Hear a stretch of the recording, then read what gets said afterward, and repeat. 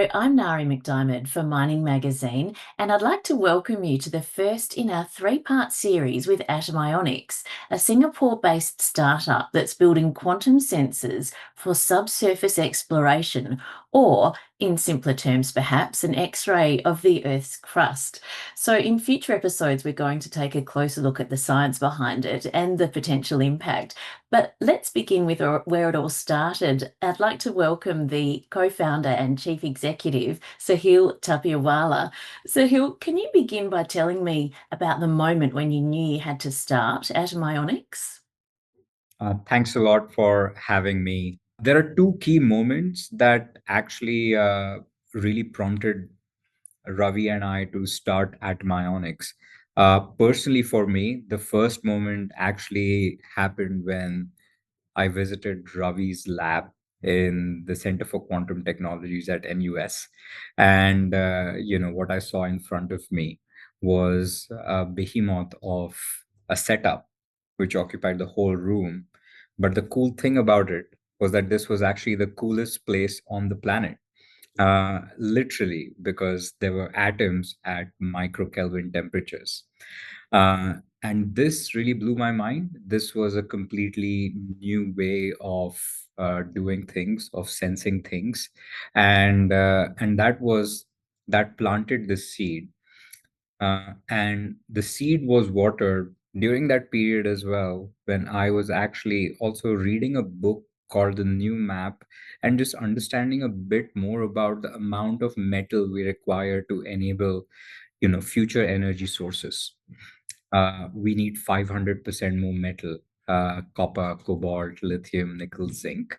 And back in 2019, 2020, not a lot of people were paying attention to that. And that sort of woke us up to this problem of actually discoveries taking more than a decade to actually materialize, and then building of the mines taking even longer after.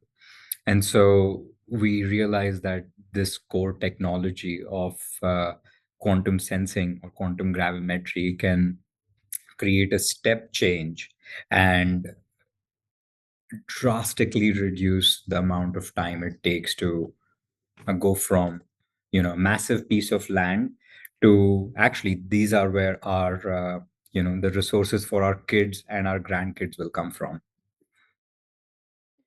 Well, you've pointed to the volume of metal that's going to be required in future. Do you believe there's a bit of urgency to this more precise way of exploration?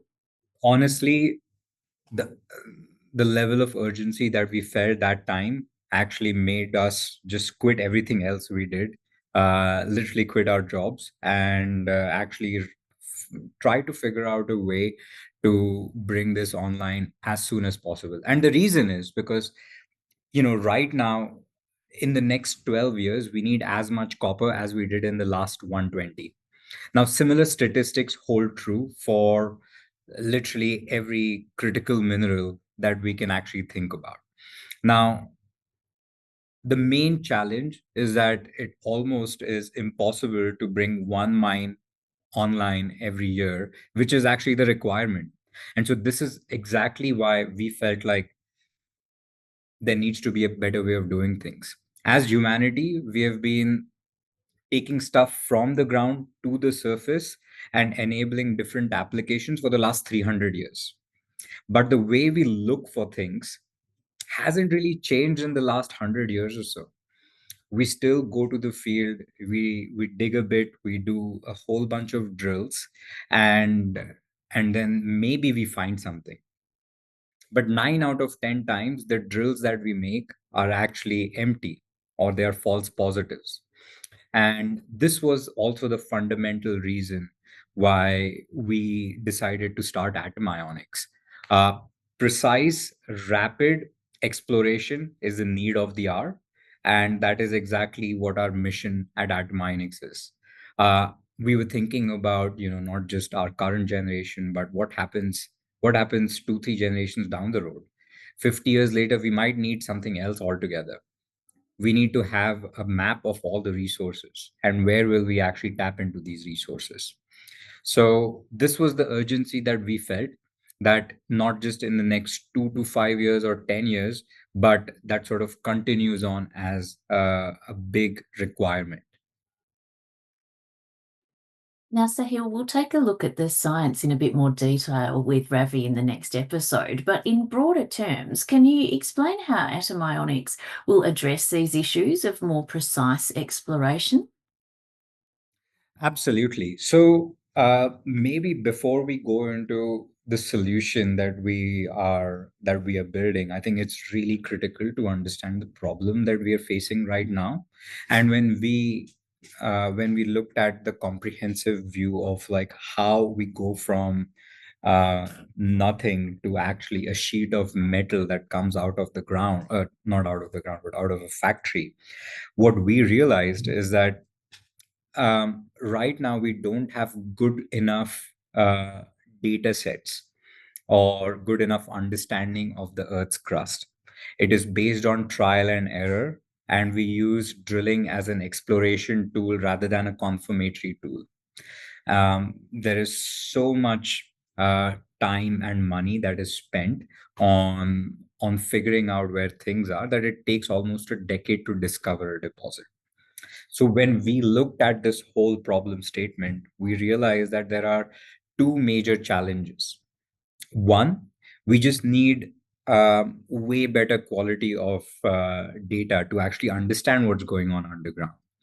And the second part is that we also need much better interpretation and analysis of these new data sets that we are collecting. And so at Atomionics, we have a two-pronged approach. On one hand, we are building quantum gravimeters that can map large areas of land rapidly at a very, very high resolution, nearly three orders of magnitude better than what was possible before. This would essentially mean that we now have 1,000 times more bigger data set of what's going on underground. Now, gravity is actually quite interesting. It encompasses all the information about the crust from as we are actually measuring not just the differences in the masses that are underground, but how they change all throughout in an area. This actually reflects as because minerals are heavier than the surrounding soil, they show up as anomalies in the gravitational field. Now, this is usually how we've historically used uh, geophysical data sets. Um, at the same time, now with the advances in AI, we are actually able to process this information to create a 3D map of what's going on underground, 3D map of the Earth's crust, to pinpoint and estimate the amount of resources present over there. Now, all of this will happen within 10 to 12 months. So our ambition is to bring down the time it takes to discover a deposit from nearly a decade to hopefully in the future, we would be able to do that within a year. And so that's essentially the step chain that we want to enable at Atomionics.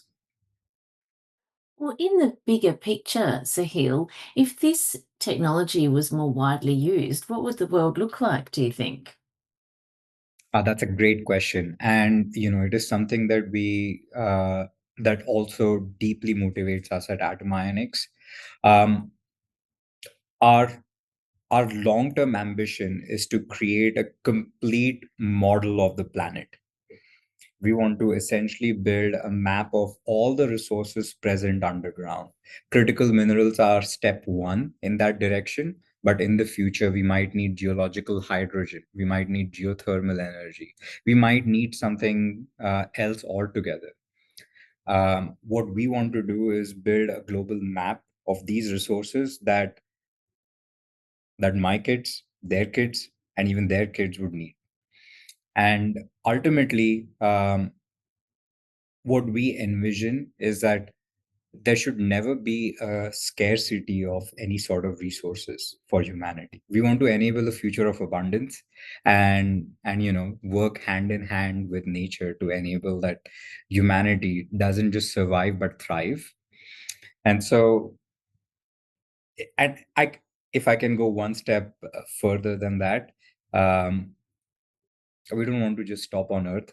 We also want to be able to map, or at least I would love to be able to map Moon and Mars. And it would be so cool to identify and understand what's going on at the center of Jupiter. We still don't know if it's a solid surface or not. So just from a curiosity's sake, that would also be very interesting to enable. Thinking big. Sahil, thank you so much for sharing your thoughts today. I appreciate it. Thanks a lot for your time, and I really appreciate the questions. And I hope you can join us for the next episode where we'll take a closer look at the science behind atomionics.